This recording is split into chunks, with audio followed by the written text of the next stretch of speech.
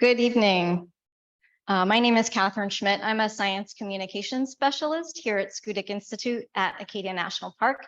Welcome to the third evening of our summer lecture series. And I want to thank our sponsors, Darling Chevrolet, Wallace Events, Bar Harbor Bank and Trust, and individual supporters like all of you who help make these events possible. We are gathered tonight in the homeland of the Wabanaki people of the Dawn, where the Penobscot, Passamaquoddy, Mi'kmaq, and Maliseet nations continue to practice and renew their cultural traditions and identities in Acadia and beyond. Here at Schoodic Institute, we know that we won't succeed in our mission to inspire science, learning, and community for a changing world without honoring Wabanaki sovereignty, and that doing so benefits all who live here now and in the future. We support Indigenous scientists and students working in Acadia. We value the many ways of learning about the world around us, and we provide a space for Wabanaki communities and partners to gather for meetings, workshops, and retreats. I would like to especially welcome any tribal members who are in the audience with us tonight, whether in person or online. Thank you for joining us to experience the music and nature reflections of Hawk Henries. Hawk is a member of the Nipmuc Nation of a place now known as Southern New England. A resident of Sullivan, he also served in the US Navy, making his presence here on the former Winter Harbor Navy base especially fitting. Hawk was part of the 2021 performance by cellist Yo-Yo Ma here at Schoodic Point, and we are very happy to have him back. Please join me in welcoming Hawk Henries.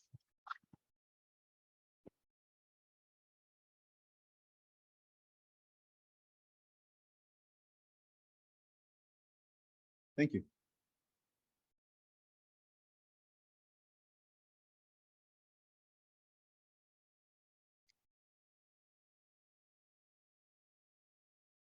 Hi. I hope you can hear me okay. Oh, good. I'm grateful to be here, grateful to be with all of you. Thanks to Schoodic Institute for the invitation for us to share this time together. I thought a whole lot about the idea or the theme of this evening's time together, sharing my reflections of nature. And I thought quite a bit about what that really means. I don't really have an answer to what that really means. So this evening, of course, I have some flutes and maybe a few other instruments to play. I have a lot of things that I love to talk about, some of which may not seem necessarily directly related to this thing that we think of as nature. But in my feeble way of thinking, it will be. And I always like to let people know that I have this great propensity of talking too much. I bring flutes and didgeridoos and other instruments to make you think I'm going to play music. But I would be just as happy to sit here and talk with you for our time together. Now, I say that somewhat in jest, although not completely. I always encourage those of you who've come to listen to not let me talk too much. And you can do so by talking with me, by sharing your ideas, by questioning what it is that I may have said that causes you question. Maybe that questions that should arise that might be rude or offensive or too silly, to ask those. Those are usually really great questions with lots of substance to them. So I would encourage you again to not let me do a whole lot of talking. Is that agreed? Yeah. And should you not agree with that, or should you not try to engage me in some kind of way, the penalty will be chocolate. I like milk chocolate. I like milk chocolate with fruit, raisins and cherries. So anyway, now that we've agreed to that. So I'll just tell you a little bit about my flute making. I've been a flute maker for pretty close to 35 years. I started building flutes quite by mistake. I did so after my family gifted me my first flute. I loved the instrument. At the time, I was working with children in long-term residential treatment. And after a particularly long and difficult week, it was really a day, but it felt like a week. I came home. This was at Christmas time. I came home, and after coming in the door, my family, they were quite excited that I was home because there was something special waiting for me. So they encouraged me to look at the Christmas tree. And I looked at the Christmas tree. I had put it up the night before, so I knew what it looked like. And I looked at it and I thought, oh yeah, it's pretty nice. I need to sit down. They said, no, look at it closer. And I looked at it even closer. And at that time, I didn't even wear glasses, so my vision was pretty good. I looked, and nothing appeared until my wife said, just go stand close to the tree and then look. And as I got closer and closer to the tree, I saw that nestled in the branches, leaning up against the trunk of the tree, was a flute. And I stepped back for a moment, thinking that maybe I was hallucinating. It was an instrument that I had listened to for a number of years and really wanted badly to play. So I whined for a number of years until, my family gave me one. But when I saw it leaning up against a Christmas tree, I picked it up. It wasn't this flute, but I picked it up and I held it close to me and I just wept. It was, at that point, one of the most important things that was ever given to me. Of course, life, my family, they were the top two. But this flute was just so important. And I didn't even know why at that moment. I just knew it was. So that began my my life with the flute. Soon after, a relative and I were going to a place called Pipestone, Minnesota. Are you familiar with Pipestone, Minnesota? At Pipestone, there's a quarry. And in this quarry, there's a red stone that's gathered that's used for prayer pipes for ceremony. Sometimes people think of them as peace pipes, but of course, there's much more to it than that. And our intention was to go there and spend 4 hours in the quarry. So we drove for 4 days, spent 4 hours in the quarry just offering our prayer, and then drove home. Well, just before this journey, I thought to myself, I could make my flute sound better than what it does. And I started carving it and filing it and making changes to it. I had no idea what I was doing, and consequently, the flute no longer played. After returning from this journey, I worked on the instrument for about 6 months. And after that 6-month period, I was able to reconstruct it, and it sang again. And that was the beginning of my flute making life.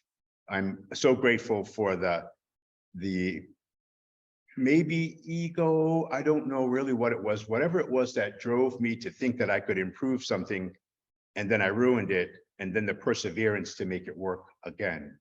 And so I always like to encourage people, pursue things that you love, even if you have no ability and no skill and no experience, and make a lot of mistakes along the way, and then learn from those mistakes, watch what comes out of them. I think magic can happen. I mentioned my work with children in long-term treatment. One of the young girls that I worked with one day rested her arm on a stove. It was a hot stove, and her arm was burning, but her brain didn't process this information. And it brought to mind the gifts that we have with us continually that oftentimes are overlooked because of how comfortable, familiar we are with them. And these gifts are being able to see, being able to hear, being able to smell and taste and move and feel. I always have thought since then that I don't want to take any of those things for granted. So this first song that I'd like to play for you is one called Thanksgiving. It helps me to remain mindful of the magic of these mundane, everyday gifts that we have. Thanksgiving.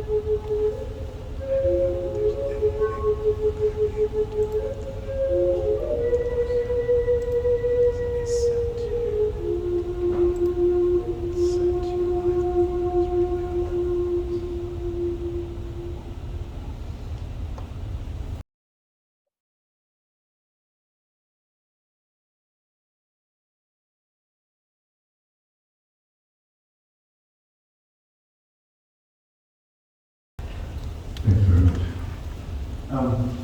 One of the things that I'd like to share is that I'm happy that you're all in my park.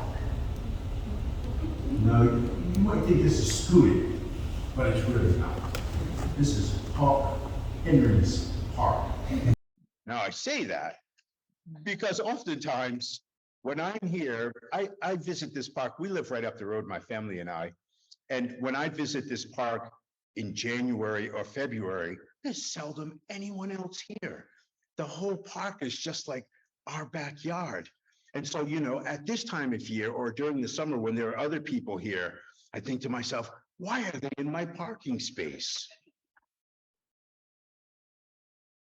Of course, I'm not joking. Some years ago, maybe 20 years ago, could have been a little longer than that, I was gathering sweetgrass here in this place that we think of as the park, Scudic Peninsula, Scudic Point.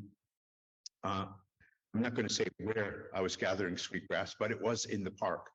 And I had, my family and I had done so for years.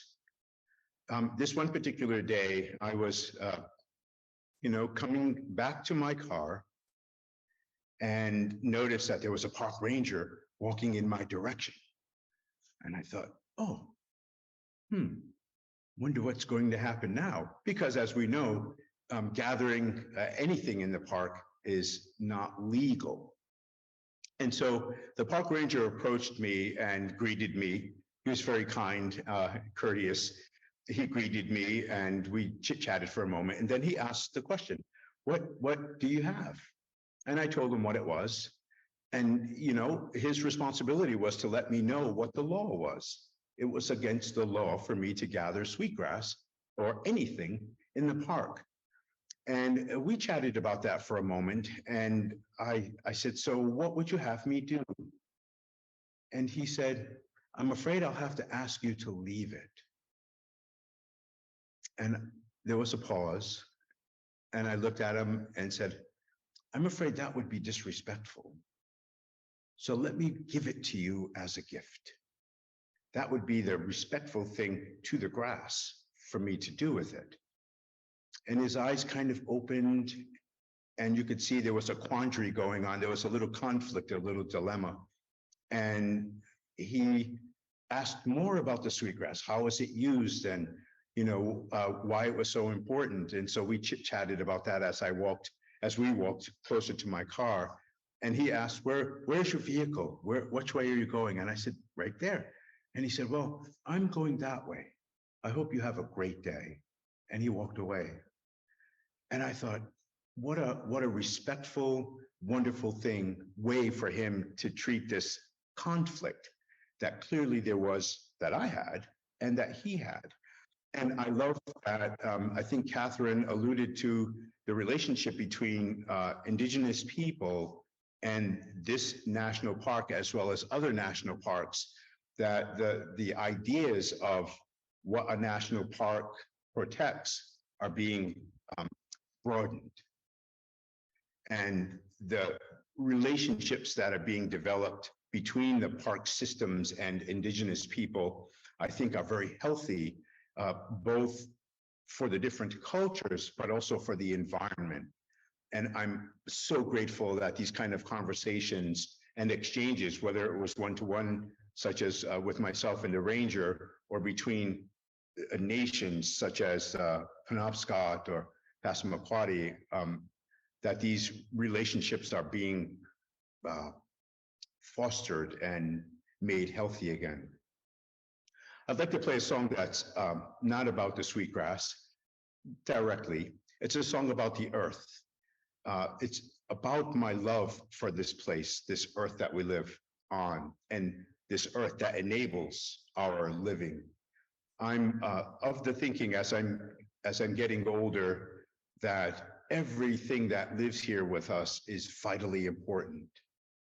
Things like no-see-ums and black flies and mosquitoes. Without them, there would be no birds. There would be no flowers. There would be no trees. There would be nothing. So these things, as annoying as they might be, are equally important. People. We oftentimes remove ourselves from this complex thing that we think of as nature. We go out to be with nature. We look at nature, or we listen to nature, or we see nature, but we seldom include ourselves in that mix. And again, as I'm aging, I'm realizing the importance and, in a great way, the responsibility that we have to this thing that we think of as nature, to each other, and to the whales. I don't know if there's a whale behind me, but it was earlier, and the flowers. So this song is really about all of those things, but really it's just about my love for this place and all the beings, the creatures that live on it, including us. Song for the earth.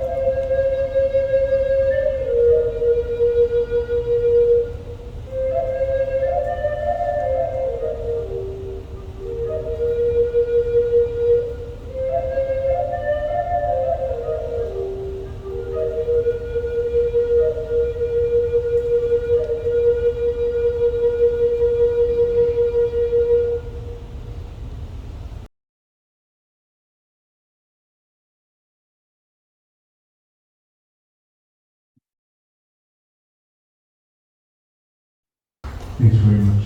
Does anyone have something to share? Reese's? Remember the agreement. You have Reese's. What do you do with the sweet cress? did I do with it? Yes. That day? Oh, ever. Oh, gentlemen, so did you smell it a minute ago when I was standing there as I was being nicely introduced, like after, actually I had some lit. I should. So sweetgrass is a plant that grows in the brackish marshes, so it grows where salt water and fresh water meet and touch the earth. And it's been gathered for, I wish I could tell you how long, forever, by indigenous people, for use in various types of ceremony. So those ceremonies would include making baskets, giving away, or smudge, if I were to say smudging, are you familiar with that term? Like in incense. So in that regard, we would traditionally use cedar, like the white cedar that grows around here, put that on hot coals, let the smoke, if it's in your home or in a sweat lodge or in your car or wherever, let the smoke kind of touch everything, and that cleanses the space. And then the sweetgrass is used afterwards to invite, some say to invite the creator, and I believe that, but I like to think to remind me that the creator is always present, always present. So it reminds me and us of the sweetness of life. Thanks for that question. Does it grow on the West Coast? You know, that's a great question. I've heard some people say that it grows like in New Hampshire. Is that what you mean by the West Coast? Bert and I. What's that? Maybe. I'm unsure of it. I've only heard of another subspecies that grows in the Black Hills in the Dakotas. But of course, the best sweetgrass grows here in the Northeast. Yeah, you know, what we think of as Maine and the Maritimes. That's where the best sweetgrass grows. Oh, I forgot I'm on Zoom, so people, never mind. Yeah, so there's another plant that grows, I think it's in the Carolinas, that's also called sweetgrass, and it's used by the people there to make baskets. And it grows very, very long, maybe 6 to 8 feet, could be even longer, but it's not the same, botanically speaking, it's not the same type of plant that we think of as sweetgrass. It doesn't have the same fragrance and it's not used in the same fashion. Yeah. Yes, please. What are the origin of your songs? Are you creating them or are you incorporated from the indigenous ancestors? Yes. That's a really great question. The origins of my songs, do I create them or are they inspired by ancestors?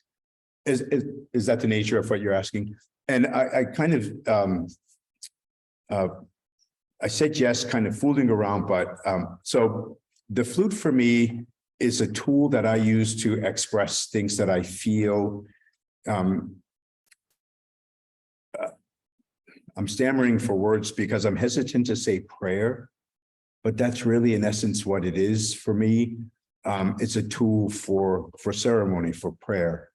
And the vast majority of the songs that I play are my own songs, my own creations, if you will, that have been inspired both by place, you know, this land where we live, and by the relationship to place that my ancestors had and still do.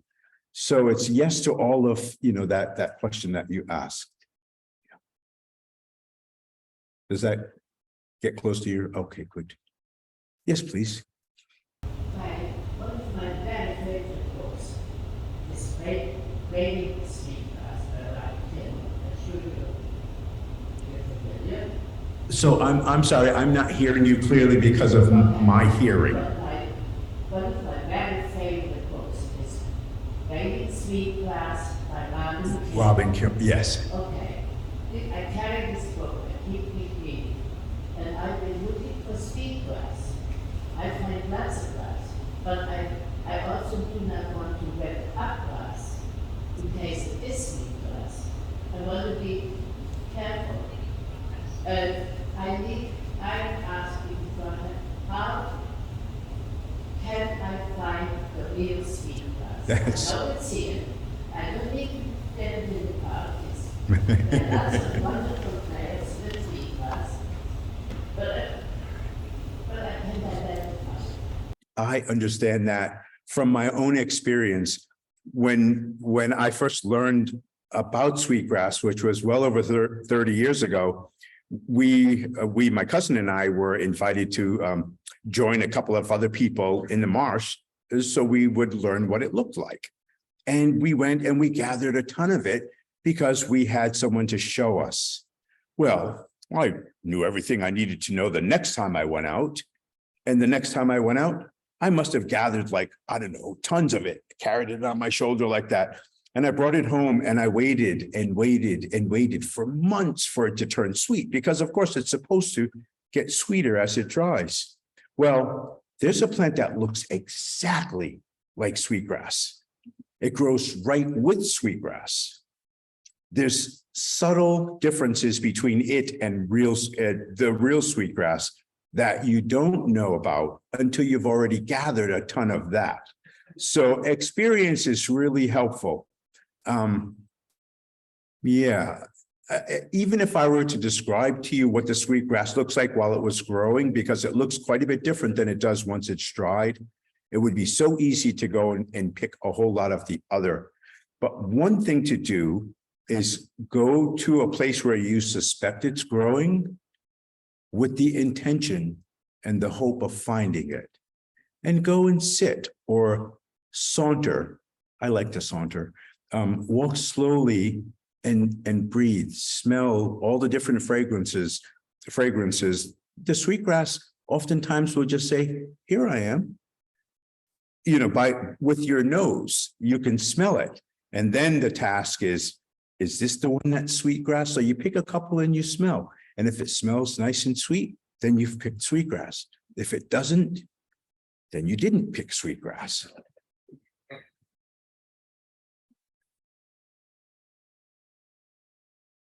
Did I see another hand?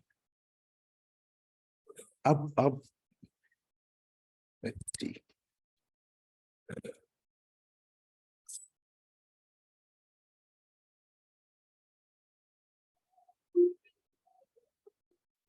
These flutes are two-chambered end-blown block flutes.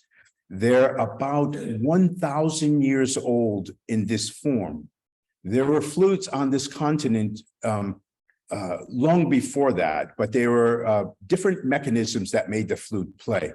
So about 1,000 years ago, this flute was invented or imagined or created. So the first chamber begins at the mouthpiece end. It's hollow, right about to where this piece of leather is. There's a solid wall of wood there, and then it's hollow again.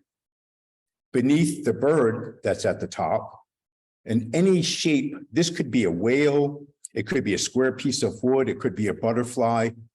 Another flute maker or flute player would say, that's a really nice bird. That's just kind of a generic name for the piece tied at the top.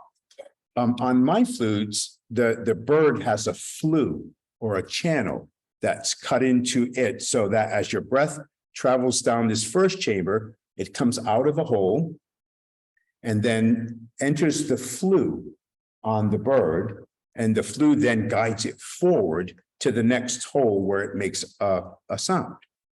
Some flute makers put the flue in the body of the flute. Some flute makers use birch bark or a piece of metal to raise the bird up just a slight amount to allow air to pass beneath it. One of the consequences, or one of the idiosyncrasies of this instrument, is that on humid days, the voice sometimes gets a little raspy. And I'm saying that as early warning excuse. So at any point in time while I'm playing, if the flute's voice isn't the way that I think it should be, or the way that it could be, That's the reason. It's not me.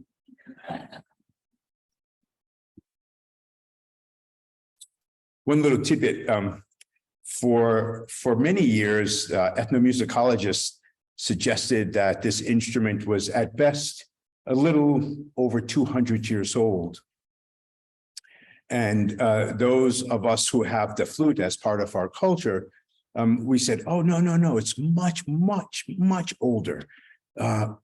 And of course, the scientists said, no, it's only about 200 years old. And there was a man, Italian explorer, whose name was, I don't remember his first name, but his last name was Beltrami.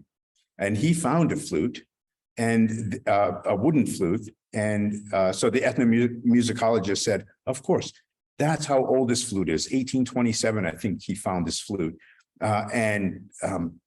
Some years later, there was another flute unearthed in Arkansas, Breckenridge, Arkansas, a two-chambered end-blown block flute. And when they radiocarbon dated it, and it was 1,000 years old. And so the ethnomusicologist said, oh, I guess it's much older than the 200 years that we insisted it was. And we just smiled. You're asking about sweetgrass. There's a song that I'd like to play for you about a place where we gather sweetgrass and have done so for many years. It's not too far from here. And when we go there, oftentimes there are signs of deer and bears and moose. There are butterflies and dragonflies and all manner of insects. There are many other types of medicines or food things that grow alongside of it. Sometimes just beautiful flowers. There are eagles and osprey. There are kingfishers and Canada geese. And it's such a magnificent and beautiful place. This song is called Mud Creek. Oh, time for intermission. It's time for popcorn.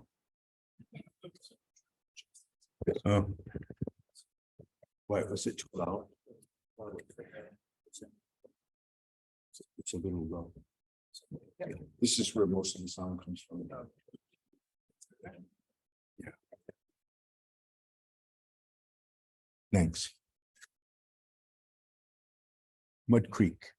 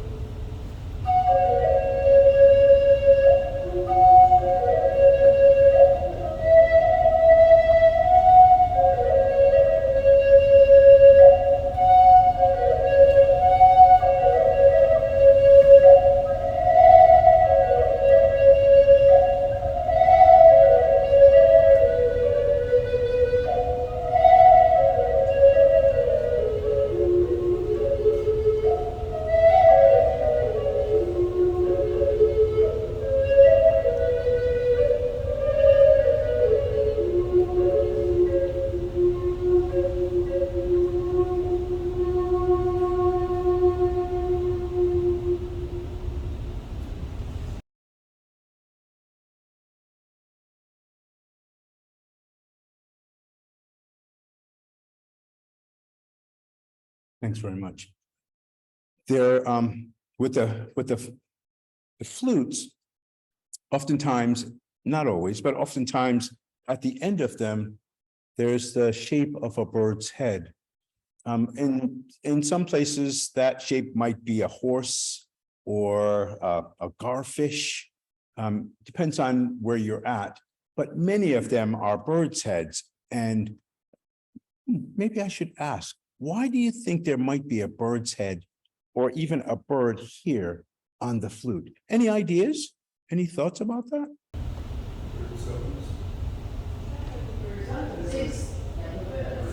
Sings like a bird. Singing. Yeah. Mm-hmm. Okay. Anyone else? If you're praying, the bird takes the prayer to heaven. Oh, I like that.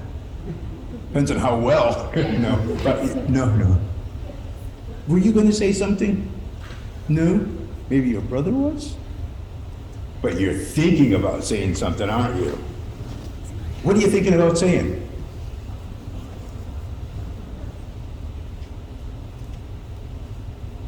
I bet you do know. Well, if you get comfortable enough, or you can just let me know, okay?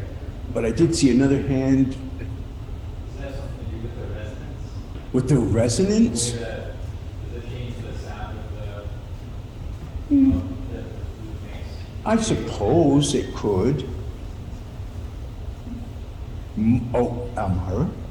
Perhaps the words gave us the gift of song. The gift of song, absolutely, but also the gift of the flute. Our stories say that it was the birds who brought the flute to the people. It was, in fact, the big woodpecker that we live with, the pileated or pileated woodpecker, that was the maker of the first flute.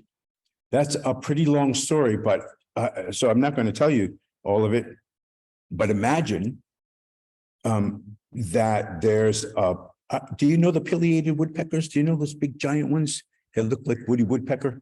So imagine one of them pecking holes on a hollow branch.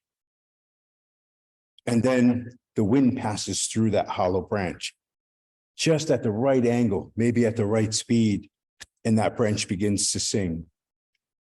That's the most condensed version of that story I've ever told. Right? My daughter's going, shaking her head. Yeah, it could be a pretty long story. So yes to all of what you said, and we'll include that the birds made the first flutes. And there are even, many birds, they sound like flutes. There's the veery and the wood thrushes. Oh, I just love listening to them on a summer's evening. They're just magical. I'm not going to play you a bird song on this flute, but I would like to play a couple of songs that are not mine, a couple of songs that come from some of the older flute makers and flute players that I've had the privilege of listening to and being friends with.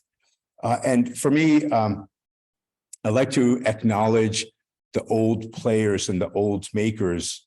Particularly nowadays, there are thousands of flute makers all over the world, and they make beautiful instruments, and many of them make beautiful songs, but there's not a connection with the origin, with the history, with the traditions of the instrument. And consequently, a lot of people are forgetting about the use of this and the cultures that it comes from. So for me, it feels as a flute maker and a flute player, feels important to honor the ones who did it before me.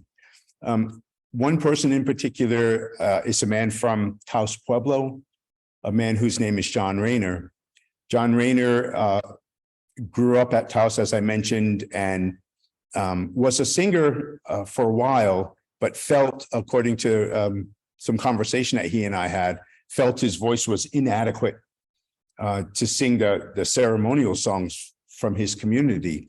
And he began to learn about the flute, eventually becoming a flute maker and eventually teaching flute making and music at Brigham Young University. And one of the reasons why I really love his music is that there is some of his songs have the joining of the religious music from his religion and traditional ceremonial music from his culture.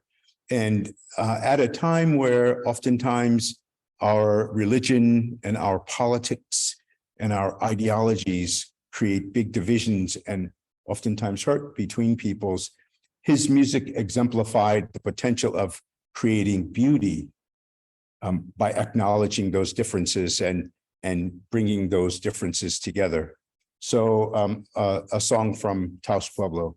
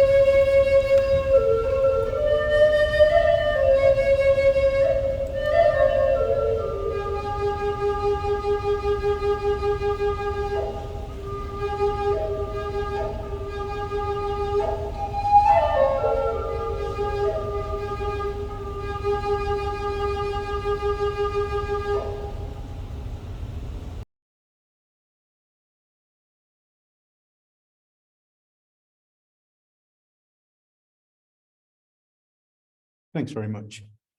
Another person whose music I listened to quite a bit. Back when I first started listening to this music, there were very few recordings. So I was fairly limited. One person, another person, his name was Tom Ware, Tom Muchadi Ware. Tom Ware was a Kiowa Comanche flute person, and I had his music on cassette, so I listened quite extensively to those cassettes. And some years ago, in Louisiana, my family and I were invited to be part of an event down there, and I learned that Tom was going to be there. And I was a little nervous about the fact that here's this great flute man who was going to be there, and I was invited to bring my flutes and play. I didn't understand why two flute people would be invited, but we went. And fortunately, Tom was there with his blues band, and he didn't have a flute with him, but gave me the opportunity to thank him for his contribution to the flute world. This song that I'd like to play for you, Tom's also passed away, Tom and John. This song that I'll play for you is one that's a Kiowa Comanche courting song. And many of the flute songs in his culture were in fact for courting. But I don't really use it that way because I have a family already. That's a joke. Maybe not a good joke, but I should have warned you beforehand. I really love to tell bad jokes. One of my really good friends, his name is Ezra. He's 9 years old. And whenever he and I get together, The last time we got together for 3 hours, maybe 4 hours, all we did was tell bad jokes to each other, or dad jokes, but it's the same thing, dad jokes, bad jokes.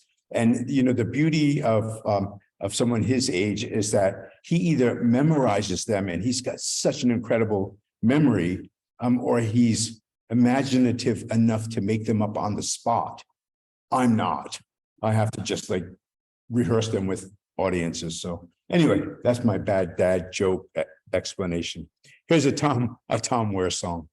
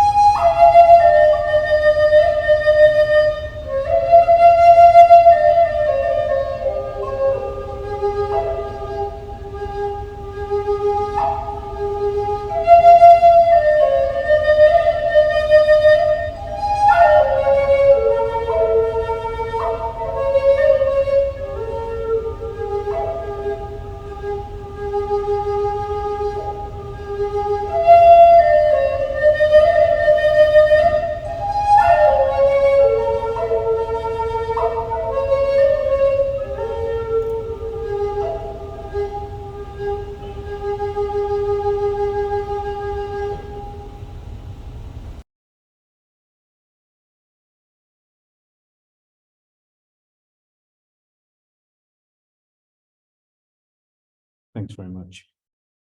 When I was did you have a question?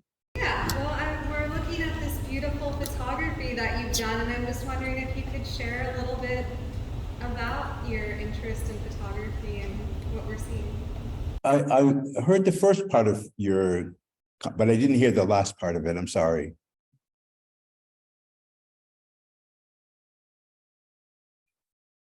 Thank you. I just wondered if you could share a little bit about your really beautiful photography that we're all seeing, and your interests and how you got into photography, and just a little bit more about some of the images that we're seeing while you're playing. They're really beautiful. Oh, thank you. Thanks for asking that too. How did I get into photography?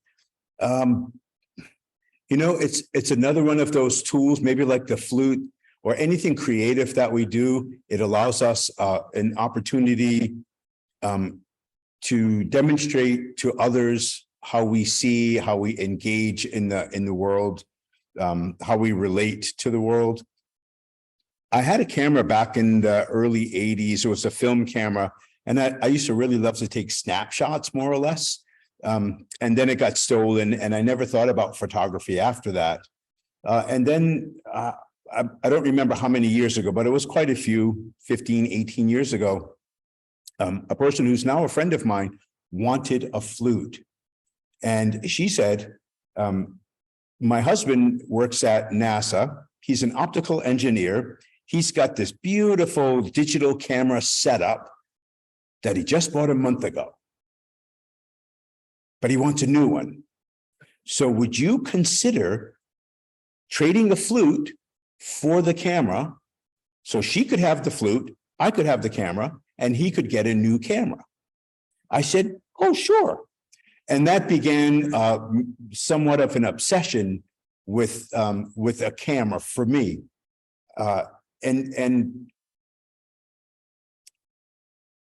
sometimes I think about, or it's suggested that I not use my camera and that I'm just be in the moment of whatever the experience is.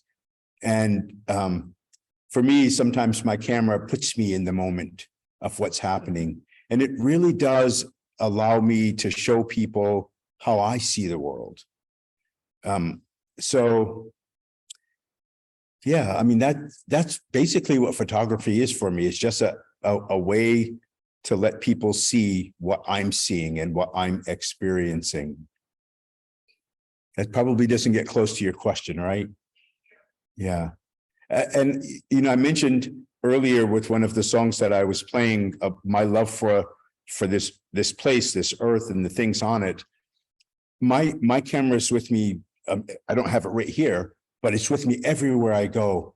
And because everywhere I go, there's an opportunity to see something magical, something magnificent, something beautiful, or something that's, you know, just grabs your attention and causes you to focus on whatever it might be. Recently, there were 2 hummingbirds in our yard, and it looked like they were doing a courting thing, but they really weren't. It was 2 males and one was defending the territory. And my camera, I was watching this for a while, and I took some photos. And when I looked at the photos, what I noticed was that the male whose territory the intruder was in actually had the intruder by its beak, and it slammed it into the ground. And then it held on to this hummingbird and flew up again and slammed it back into the ground. Now, as sweet and gorgeous as these little sweet fairies of the sky are, they are vicious. I'm so happy that they don't have like 20-foot wingspans, because wow, imagine the damage they could do. But so my camera allowed me the opportunity to really see that. Or whales. That's not a whale though. Well, my question has to do with different styles of playing. You mentioned from different areas already in the U.S.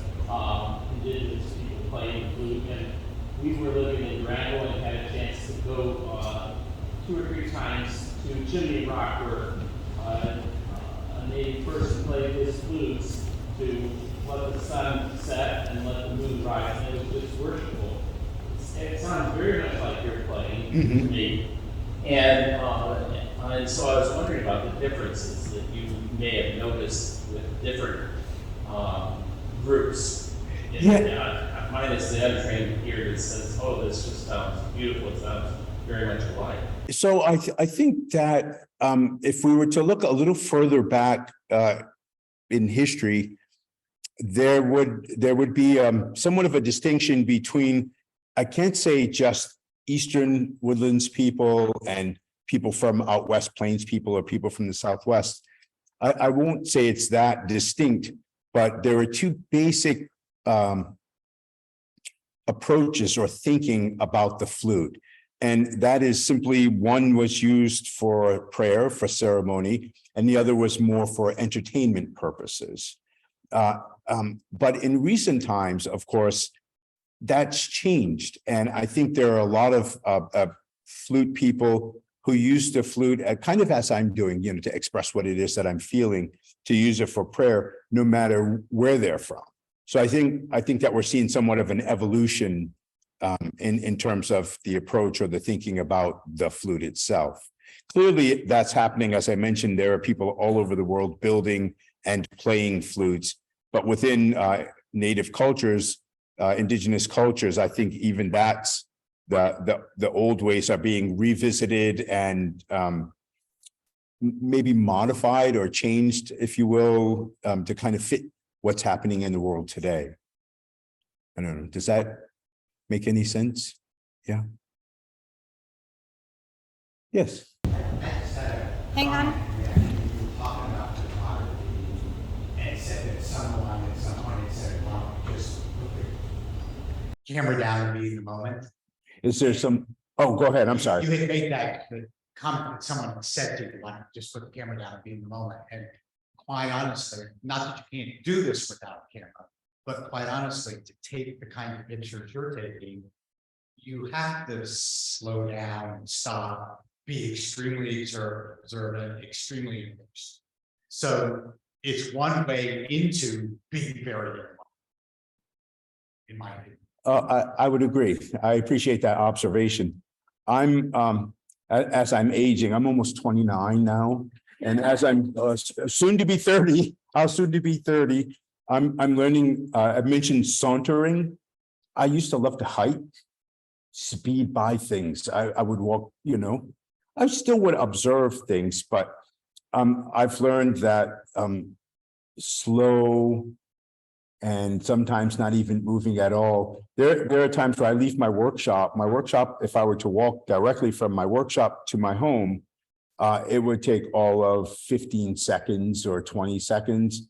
And there are times where I leave my workshop and stop to watch something, and it feels like days that I'm standing. This afternoon, I was supposed to be getting ready to come here.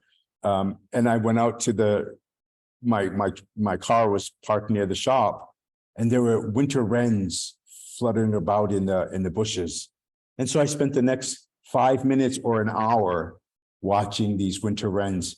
And I think you're right. I think moving slow, I'm learning to appreciate so much more now. And that not necessarily because of age, but because I'm learning what I miss when I'm moving faster. I love, there was a story, it was in a book called Taking Flight by Anthony DeMello. I don't know if you're familiar with that, but it's a collection of short stories and poems and things of that nature. There was one about a monk who left the monastery one morning to go listen to the birds singing. And he was so enraptured, so consumed by the songs that he stayed out there, that he thought he was there like all day. And when he returned to the monastery, the monks who were there questioned who he was. And he mentioned his name, and they said, "Oh, of course you can't be him.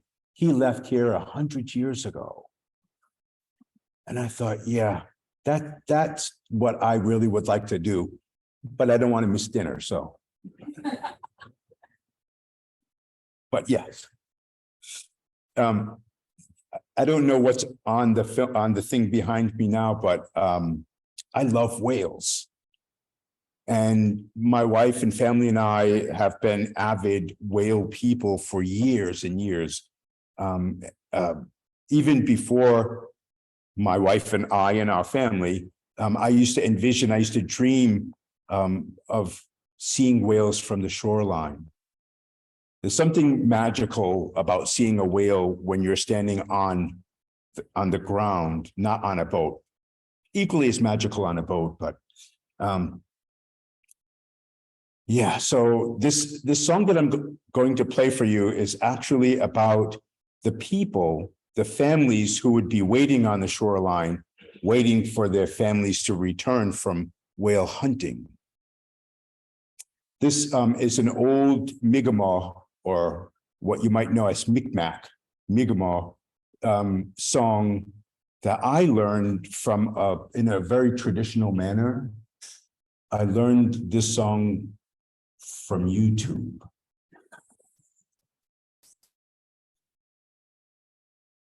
Yep, YouTube, tradition at its finest.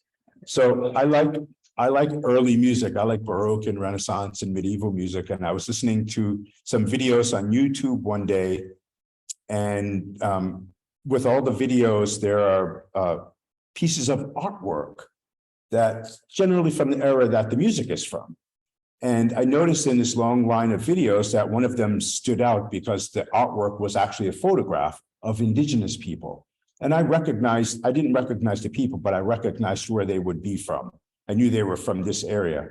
And so I clicked on it with great interest, and I listened to it for a short while and knew that I needed to play this song because it was a love song. And I listened long enough. It's a simple song, so I listened long enough to learn to eke out the notes on my flute. And then I listened to the entirety of this song. And at the end of this recording, it was made by an ethnomusicologist in the early 1900s. And at the end of this song, she described it as a whale hunter's song. And for me, that created a conflict. I love to see whales when they're doing whale stuff. The idea of taking its life didn't set with me in that moment. So I put my flute down and I thought about this for a while and came to the realization that, in fact, it was a love song. It was a song of love and respect and gratitude that the people had for the gift that the whale would give to them. It was also a song that was about the hope that the whalers would return to their families. So this Mi'kmaq whale hunter song, I played this song in a museum some years ago, and I met the grandson of the person who actually was singing the song in this recording. And when I talked with him, he mentioned that he actually was weeping, and he said he was so happy to hear the song being sung because he thought no one had interest in it. And I also was weeping to know that this beautiful song that I was speaking to the grandson of the man who sang it. Anyway, Mi'kmaq whale hunter song.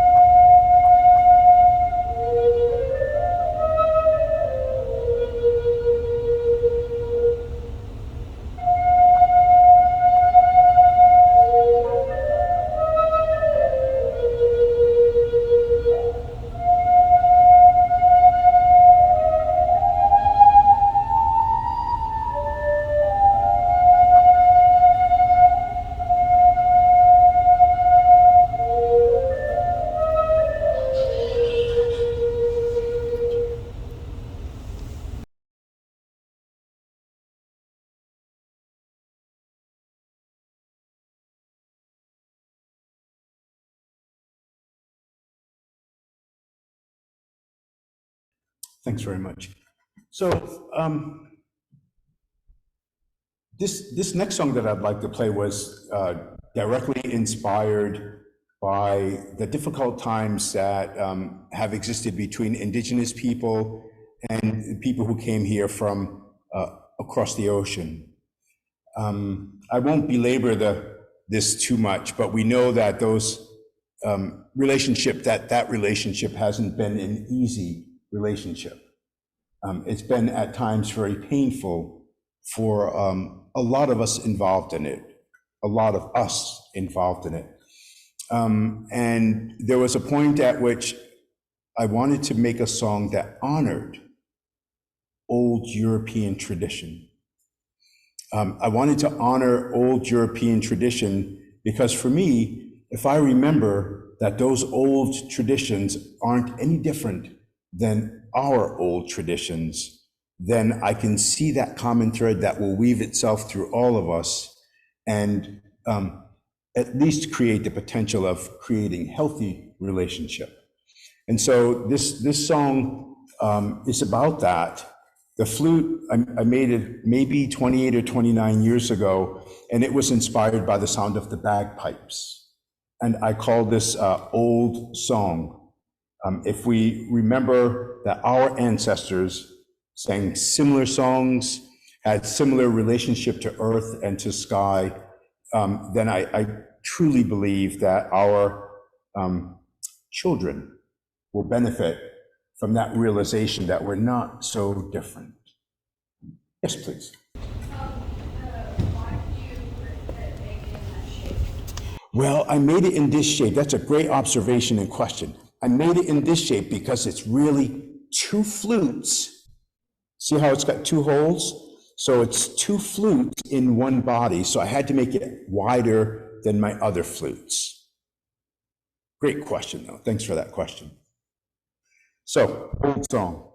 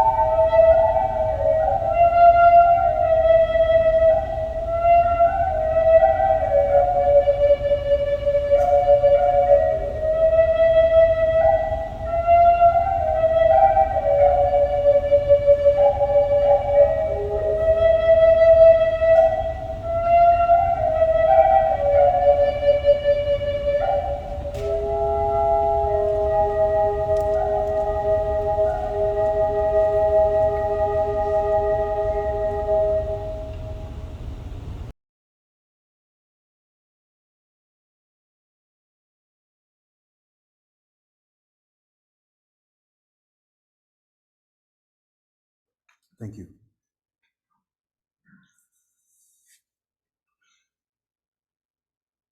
I'd like to show you this flute. Can everyone see this one okay? All right. I just was going to show it to you. No. My friend gave me this flute some years ago, and I put it to my lips to play it like you would a normal flute, and it didn't make any sound. And she said, "Well, that's not how you play it, Hawk."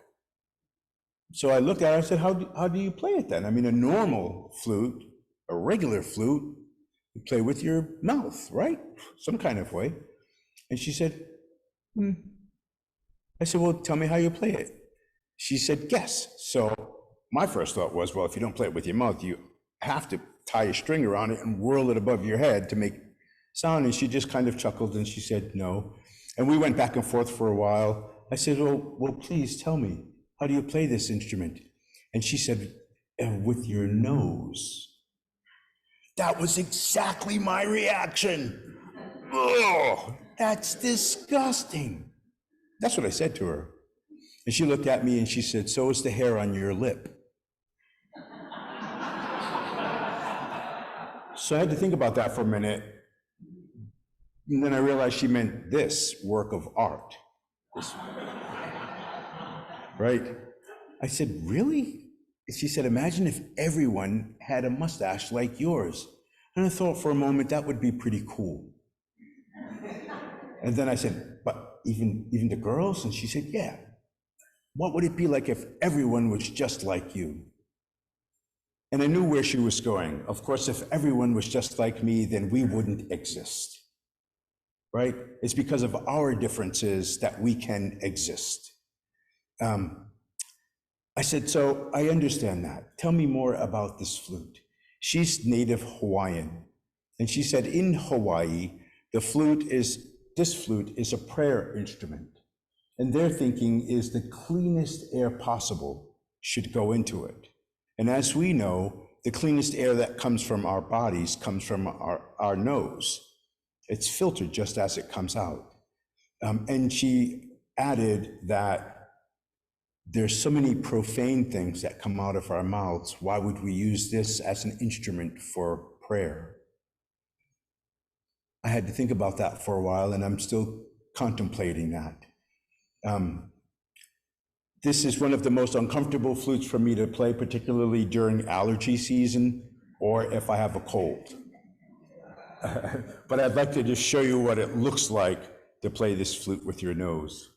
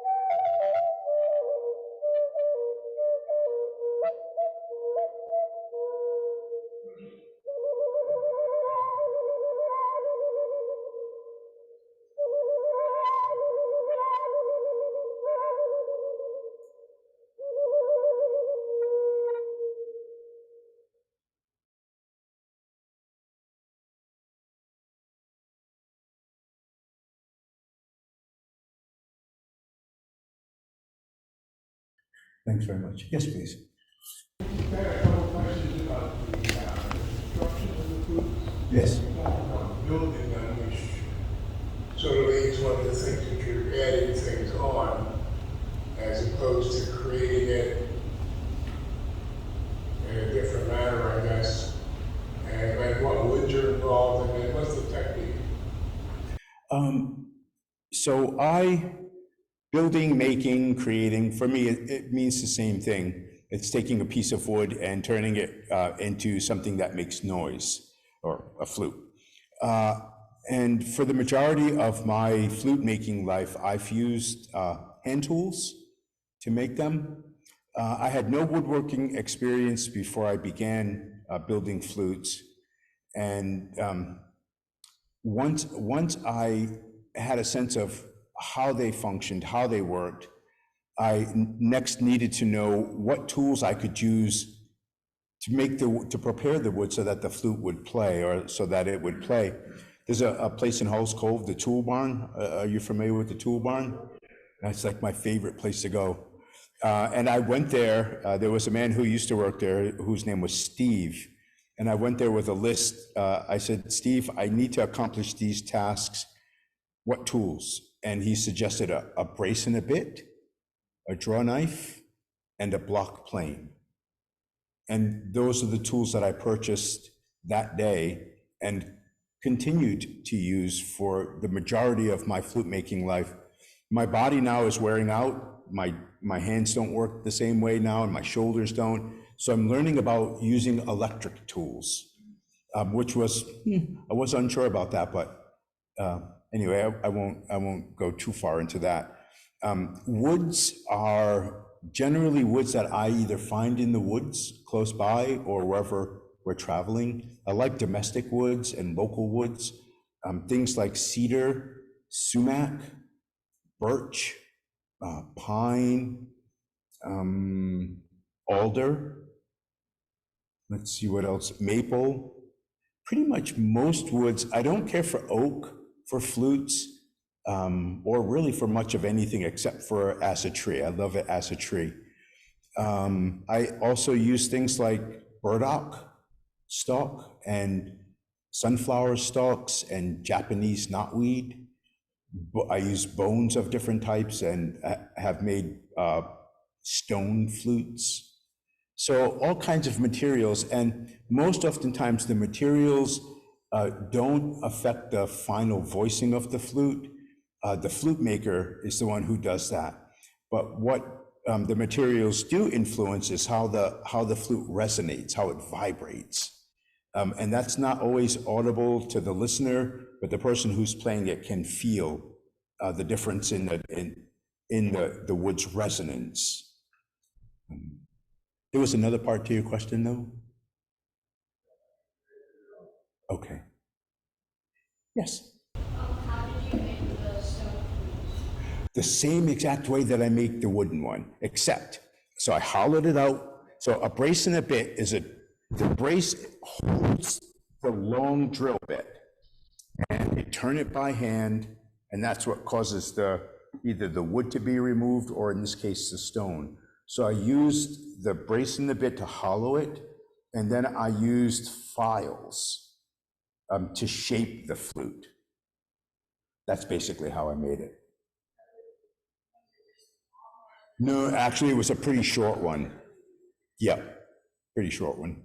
Took a long time to hollow it out, but yeah. I know our time's getting short, and so I'd really like to play a couple more songs for you before we have to be finished, and give you an opportunity, if you'd like, to come and examine these instruments a little bit closer.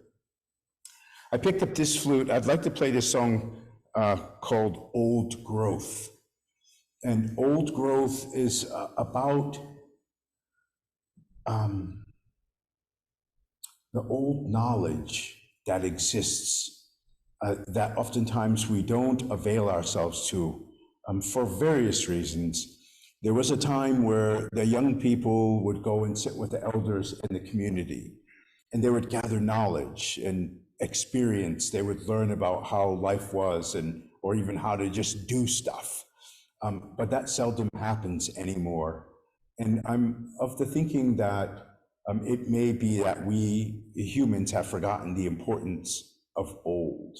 And I'm saying old with the biggest capital O, the most respect that I can articulate.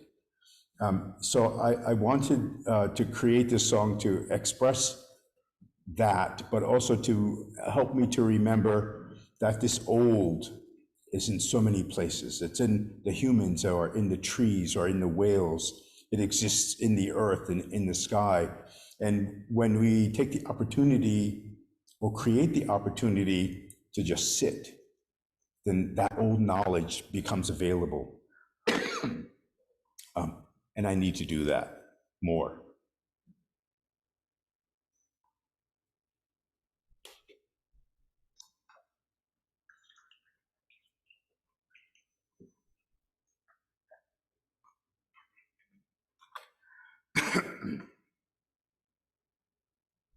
I think I won't cough anymore.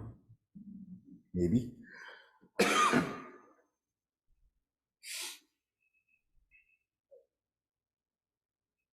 Recently, I was playing somewhere and was asked about having an apprentice, if I had an apprentice. And I said, no, I don't, sadly. I'd like to, but I don't. And the person was wondering why I didn't. And I'm of the thinking that to share the building of the flutes means that someone would have to have an interest in learning about the birds and learning about the insects and learning about the whales and, you know, all of the things that go into building a flute.